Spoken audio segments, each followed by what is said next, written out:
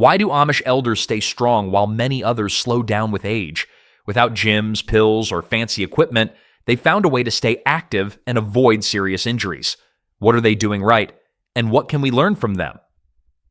Ever since my first visit to Lancaster County, Pennsylvania, something about the Amish community has puzzled me. I watched as elderly men and women moved with a fluidity and strength that seemed almost impossible for their age. No walkers, rarely a cane, and a surprising absence of the pained expressions I'd grown accustomed to seeing on the faces of seniors in my suburban neighborhood. What I observed wasn't just anecdotal curiosity. Research from the University of Pittsburgh Medical Center revealed a startling statistic. Despite having virtually no access to modern healthcare systems, Amish seniors experience approximately 40% fewer serious injuries than the general American population of the same age. Even more remarkable, when injuries do occur, their recovery rates outpace those of their English, non-Amish counterparts by significant margins. This presents us with what I call the plain people's paradox.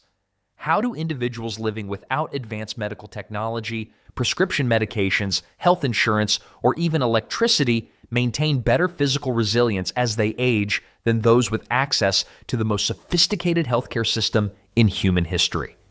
The contradiction challenges everything we've been taught about aging in America. We've been led to believe that physical decline is inevitable, that joint replacements and medication management are the best we can hope for, and that physical frailty is simply the price of longevity.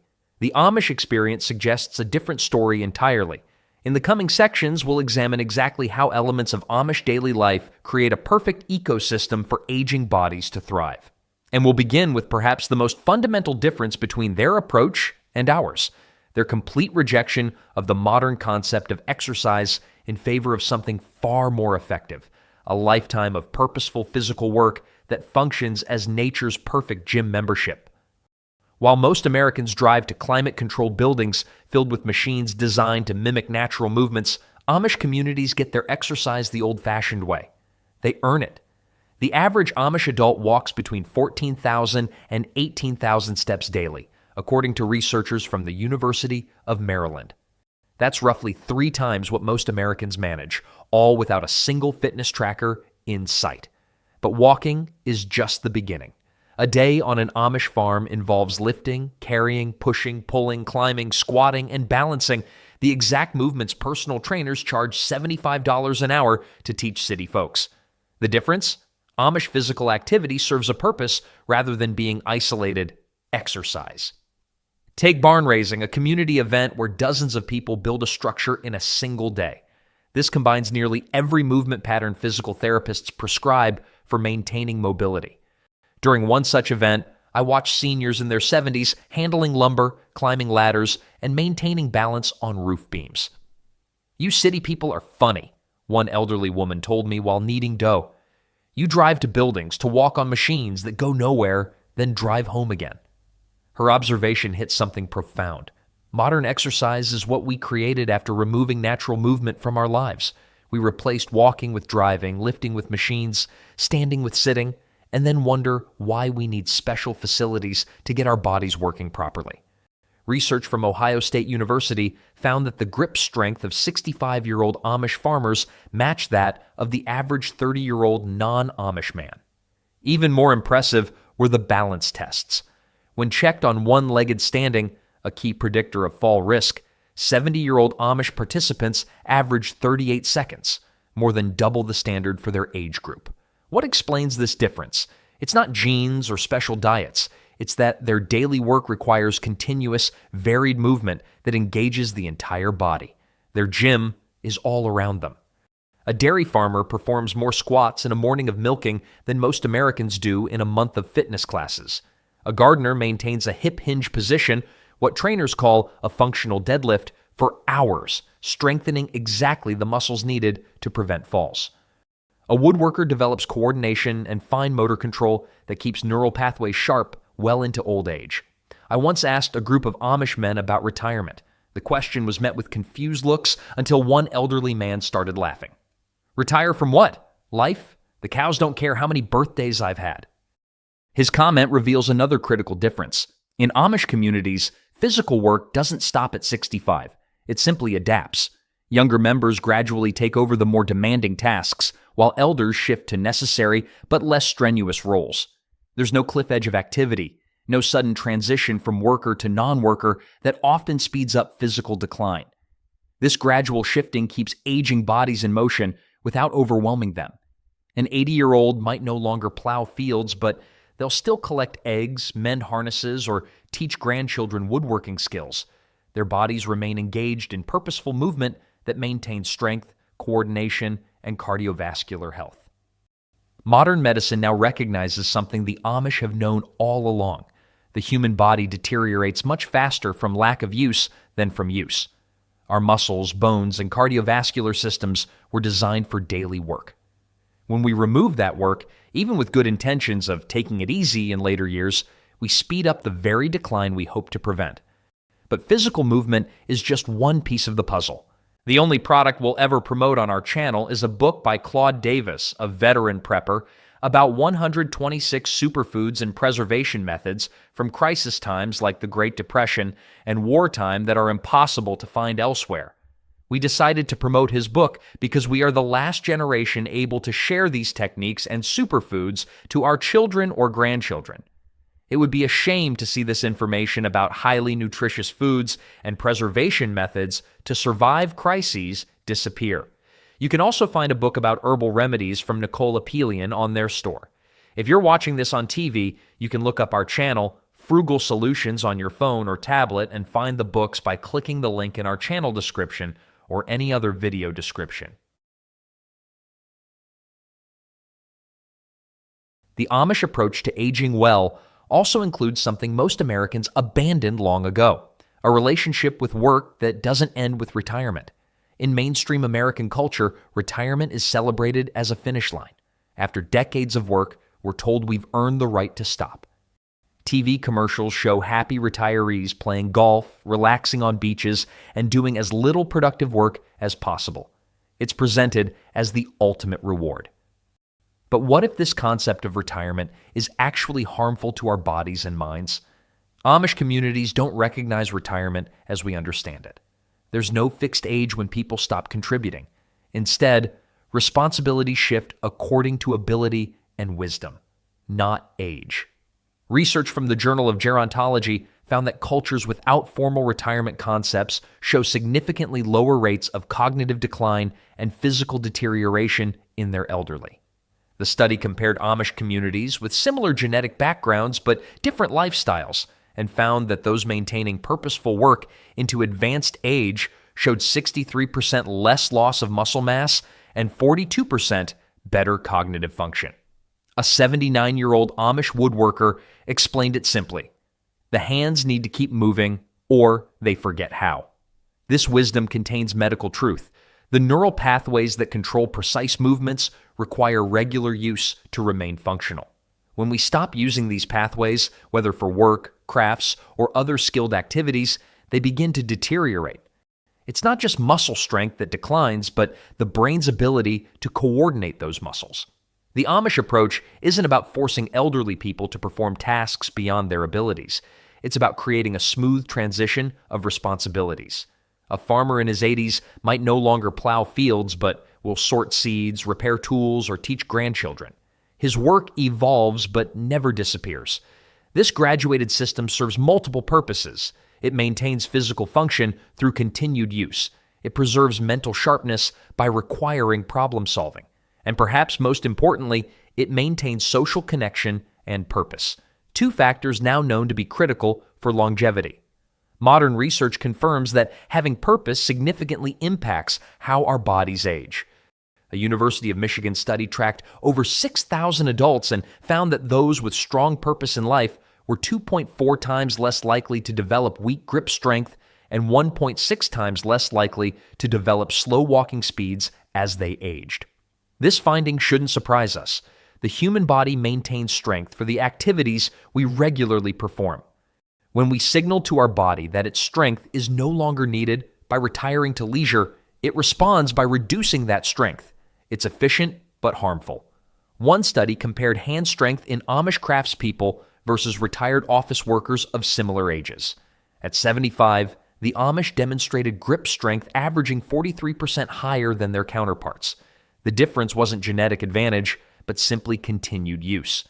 Some retirement communities have caught on to this wisdom. Progressive facilities now incorporate purposeful work programs where residents grow gardens, teach classes, or create crafts for charity. The results are impressive. Facilities with such programs report 37% fewer falls and 28% less medication use compared to traditional activity programs. The key distinction is purpose. The brain and body respond differently when engaged in tasks with meaningful outcomes versus passive entertainment. My favorite example is an 85-year-old man who can no longer do physical labor due to health issues. His job now is testing the ripeness of fruits and vegetables at the community market. His experienced eye and touch determine which produce is ready for harvest. His work requires minimal physical strength, but utilizes decades of knowledge and keeps him connected to community life. The lesson isn't that we should all abandon retirement. Rather, we might reconsider what retirement means. Instead of viewing it as stopping work entirely, we could see it as transitioning to different types of contribution that match our changing abilities while maintaining our sense of purpose. This approach connects perfectly with another element of Amish health: their relationship with natural sleep and darkness, something modern life has thoroughly disrupted. When the sun goes down in Amish country, something remarkable happens. True darkness falls. No blue light from screens, no streetlights casting an orange glow through windows, no LED clock faces glowing on nightstands. Just deep, natural darkness that signals to the body it's time to rest. This simple fact might explain one of the most surprising health advantages found in Amish communities. Sleep researchers from the University of Pittsburgh Medical Center found that Amish adults average 9.3 hours of sleep per night, nearly 2 hours more than the average American. More importantly, they spend approximately 1.7 more hours in deep sleep stages, where the body performs its most critical repair functions. The secret isn't just that they sleep longer, it's that they sleep better. The human body evolved with the rhythms of the sun, explains one sleep researcher who studies traditional communities. We've only had widespread artificial light for about 100 years, not nearly enough time for our biology to adapt. Without artificial light extending evening activities, Amish families typically begin preparing for sleep shortly after sunset. Their bodies respond by releasing melatonin on a natural schedule, triggering cascade effects throughout their systems. Growth hormone production increases, inflammation decreases, and muscle tissue repair accelerates. These biological processes directly impact injury recovery and prevention. A study in the Journal of Orthopedic Research found that subjects with optimal deep sleep cycles showed 41% faster healing from muscle injuries and 27% better maintenance of bone density compared to those with disrupted sleep patterns. For aging bodies, these sleep benefits become even more crucial. Deep sleep stages regulate the hormones that maintain muscle mass and bone density, two factors directly linked to serious injuries in seniors. The more these sleep cycles are disrupted by artificial light and irregular schedules, the more these protective factors diminish. One retired doctor who moved to Amish country noticed her chronic joint pain improved within weeks despite more physical work. The explanation: her sleep quality improved dramatically without the electronic disruptions of her previous urban life. The contrast between Amish sleep patterns and modern American habits is stark. The average American checks their phone 58 minutes before bed and within 10 minutes of waking. The blue light from these devices specifically suppresses melatonin production, delaying and disrupting deep sleep cycles. I once witnessed an Amish grandmother laughing at hearing about our sleep aids and medications. You make yourselves tired all day with your coffee and lights, then take pills to force sleep at night. Why not just sleep when it's dark? Her simple logic cuts through our complicated relationship with rest. We've created a society that fights against our natural sleep cycles, then developed an entire industry of products to help us sleep despite these disruptions. Scientists at Harvard Medical School recently found that older adults who synced their sleep patterns to natural light cycles for just 2 weeks showed measurable improvements in balance control and reaction time, two critical factors in fall prevention. The participants didn't exercise more or change their diets. They simply fixed their sleep. The Amish approach to sleep isn't complicated. They rise with the sun, work physically during daylight hours, avoid stimulants like caffeine, wind down with family time as darkness falls, and sleep in truly dark environments. This natural pattern allows their bodies to fully engage repair mechanisms that prevent injuries and maintain strength. For those of us unwilling to give up electricity, even partial steps toward this sleep pattern show benefits, reducing blue light exposure in the evening, creating darker sleeping environments, and establishing more consistent sleep schedules can help our bodies access more restorative sleep cycles. The connection between sleep and resilient aging ties directly to another Amish health advantage, a traditional diet that builds stronger bones from the inside out. The typical American approach to bone health involves calcium supplements, vitamin D pills, and maybe a prescription medication if bone density scans show problems. Meanwhile, Amish communities maintain stronger bones well into old age without ever seeing a DEXA scan or taking a supplement. Their secret lies in how and what they eat. Amish kitchens produce foods that naturally protect aging bones and joints through traditional preparation methods that modern nutrition science is only beginning to understand. These aren't exotic superfoods or complicated recipes.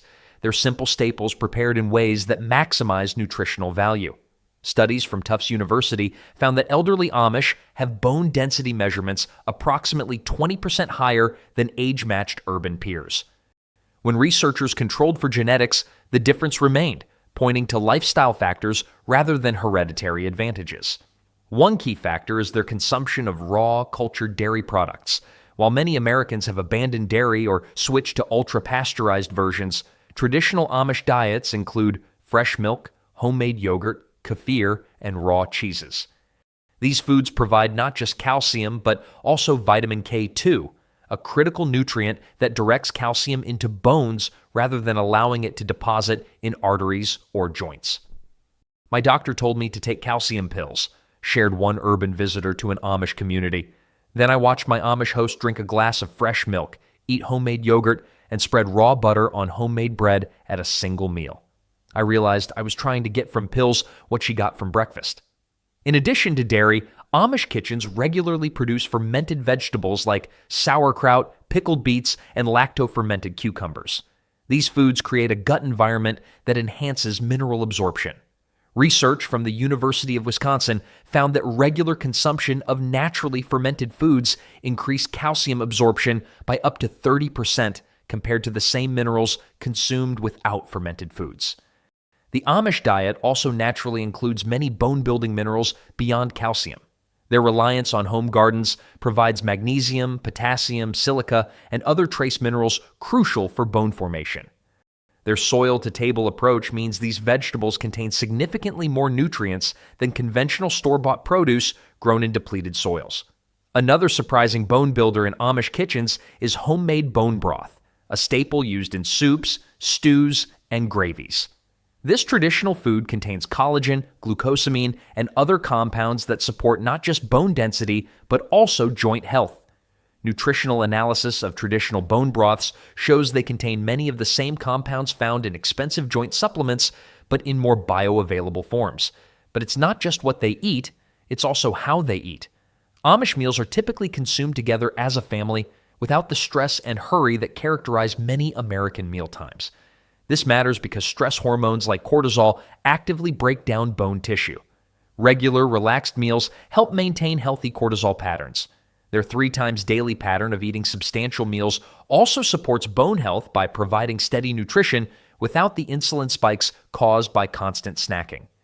Research shows that stable insulin levels help maintain healthy bone turnover, while the roller coaster of frequent snacking can disrupt this process. What's particularly interesting is that most Amish families aren't trying to eat for bone health. These foods are simply their cultural norm, yet the nutritional profile of their traditional diet aligns perfectly with what cutting-edge research now recommends for preventing osteoporosis and maintaining strength as we age. This natural diet works hand in hand with daily physical activity. After nourishing bones from within, Amish seniors then strengthen them through movement patterns that many modern exercise programs are now trying to recreate, particularly in their gardens, where daily tending creates perfect balance training. While Americans spend billions on medical alert devices, home health aids, and assisted living facilities, the Amish rely on something both simpler and more effective: a community that pays attention. Social isolation is now recognized as a major risk factor for serious injuries among seniors. A study from the University of Michigan found that isolated elderly individuals are 2.7 times more likely to experience falls resulting in hospitalization compared to those with regular social contact. The reasons are both psychological and practical. Depression and loneliness lead to reduced physical activity, while having no one around means minor problems often escalate before being addressed. Amish communities solve this problem organically through their visiting practices. It's common for an elderly person to receive multiple visitors each day, creating a natural monitoring system more reliable than any electronic device. In your world, an old person can lie on the floor for days before someone finds them, one Amish woman observed. In our world, if grandmother doesn't show up for breakfast, 15 people notice immediately. Her observation highlights a critical difference. The average American senior living alone might go days without meaningful human contact. In contrast, Amish elders are integrated into multi-generational households and community activities that guarantee regular interaction. These interactions serve multiple health functions. First, they provide practical assistance that prevents risky situations, helping with difficult chores, maintaining the home environment, and addressing small problems before they become dangerous. Second, they offer psychological benefits that directly impact physical health, reducing stress hormones that can impair balance and coordination. Research from Johns Hopkins University found that seniors with daily social contact showed 26% better performance on mobility tests compared to isolated individuals with similar medical profiles. The difference wasn't due to more exercise or better medical care, but to the neurological and hormonal benefits of regular human connection. The Amish visiting system works because it's reciprocal rather than charity-based. Even elderly members who can no longer do physical work contribute by minding children, sharing knowledge, or simply providing conversation. This maintains dignity and purpose, which research increasingly shows are fundamental to physical health in aging. One particularly effective aspect of the Amish approach is their rotation system. Instead of one primary caregiver who might become overwhelmed, responsibilities are distributed across the community. One person brings a meal, another helps with laundry, a third stops by for evening visits. This sustainable approach prevents caregiver burnout while ensuring comprehensive support. Modern health systems are beginning to recognize the power of this model. Some innovative programs now use volunteer networks to create artificial versions of the natural Amish support system. One such program in Minnesota reported a 35% reduction in emergency room visits among participating seniors compared to similar populations without community support. What these programs find challenging, however, is replicating the genuine relationships that make the Amish system work. It's not just about checking whether someone has fallen, it's about the human connection that gives life meaning and motivates people to remain active and engaged. The Amish approach to aging creates what researchers call interdependence, a state where everyone both gives and receives support based on their abilities. This contrasts sharply with the independence to dependence transition many American seniors experience, where they go from complete self-sufficiency to total dependence, often with devastating psychological effects that accelerate physical decline. This community-based system connects directly to the Amish approach to pain and discomfort, another area where their traditional wisdom might have something important to teach us about preventing serious injuries as we age. Turn on the TV for an hour and count how many commercials promise to eliminate your pain. Modern America has declared war on discomfort, creating an entire industry dedicated to numbing any twinge or ache we might feel. But the Amish approach to pain is radically different and may explain their lower injury rates. Instead of immediately suppressing pain signals, Amish culture generally treats pain as information, a message from the body that deserves attention rather than silencing. This approach creates greater body awareness that helps prevent more serious injuries. Medical researchers from the University of Pennsylvania studied how different communities respond to minor pain. They found that those who immediately took pain relievers for minor discomfort were 3.4 times more likely to develop compensatory injuries. injuries that occur when we change our movement patterns to avoid discomfort in one area, thereby straining another. When an Amish farmer feels back stiffness, the typical response is to modify movements temporarily while addressing the cause, perhaps changing a work technique or sleeping position. The pain serves as a teacher rather than an enemy. Meanwhile, many Americans mask similar discomfort with medication, continuing movements that might worsen the underlying issue until it becomes a serious problem. One Amish elder was genuinely confused when shown a television pain medication commercial. "Why would you want to stop your body from telling you something is wrong?" he asked. "That's like putting tape over your car's warning lights instead of fixing what caused them." His simple analogy highlights the fundamental difference in philosophy. In many modern households, success means eliminating pain signals. In traditional Amish thinking, success means understanding and addressing what those signals are trying to communicate. This approach shows remarkable results.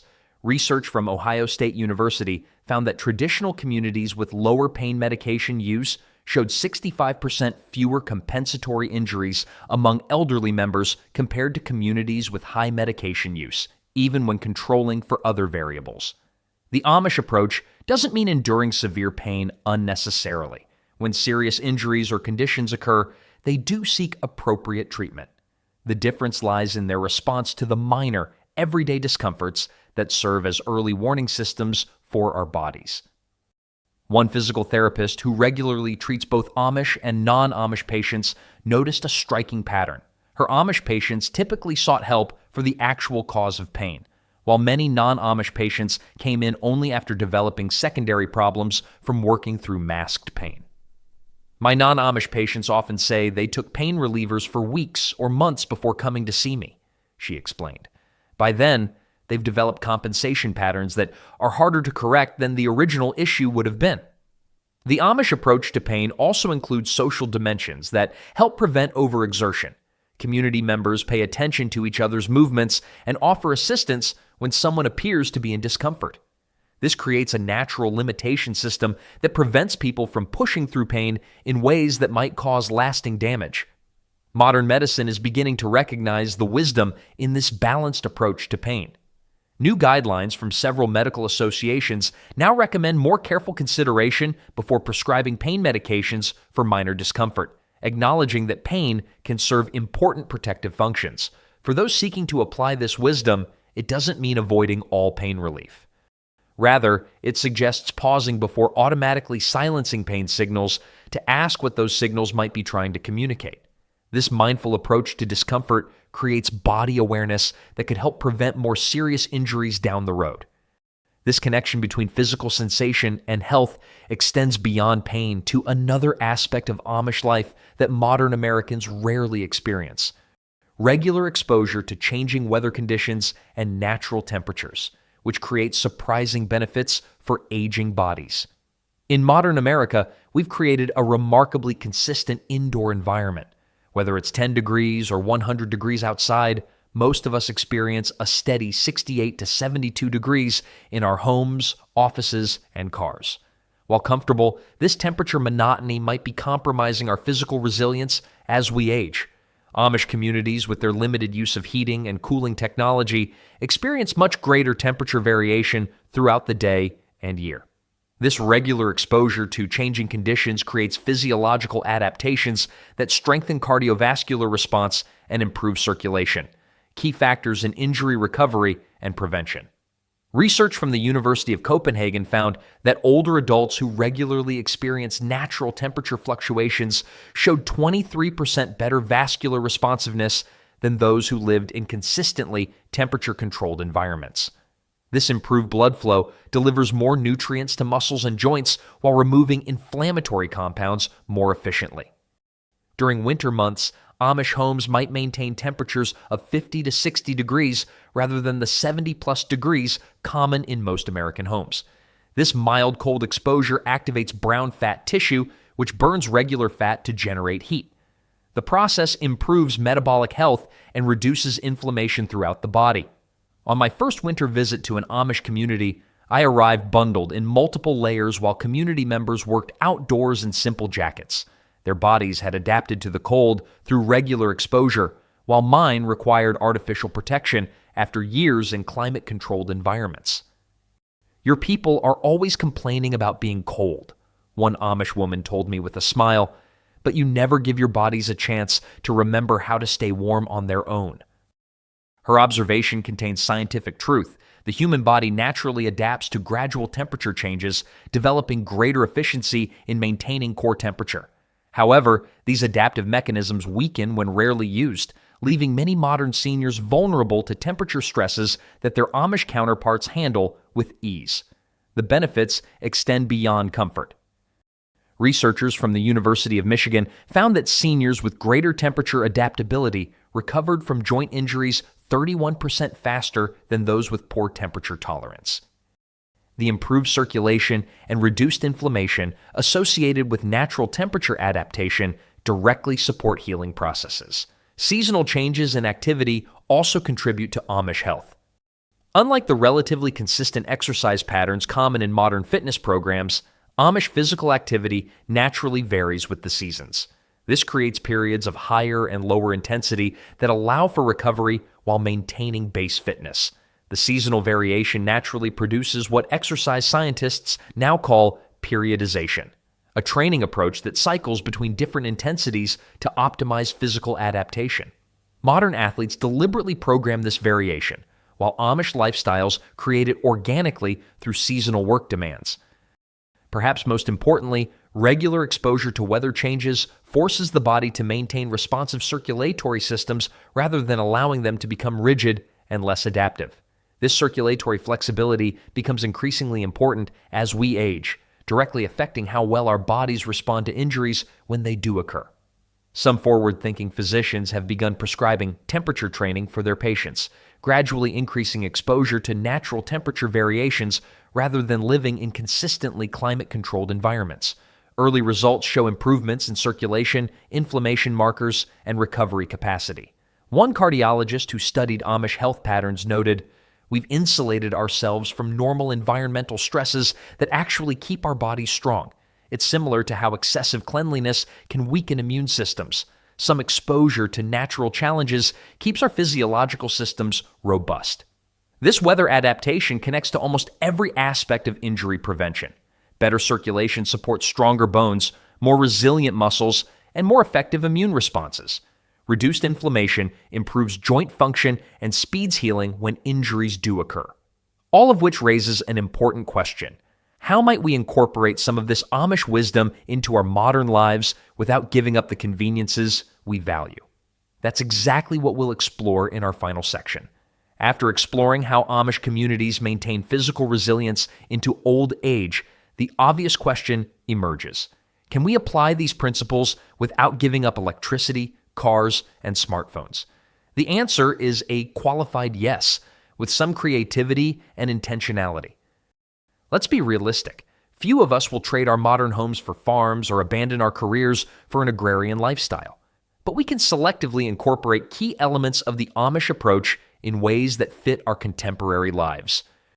Research from Stanford University's Longevity Center found that adults who adopted just 3 traditional movement patterns into their daily routines showed measurable improvements in balance, grip strength, and injury recovery rates within 8 weeks. These weren't intense workout regimens, but simple movement habit changes. The most effective adaptations focus on movement integration rather than isolated exercise. Instead of adding a 30-minute workout to an otherwise sedentary day, look for ways to weave natural movement throughout your activities. Take stairs instead of elevators. Garden instead of hiring landscapers.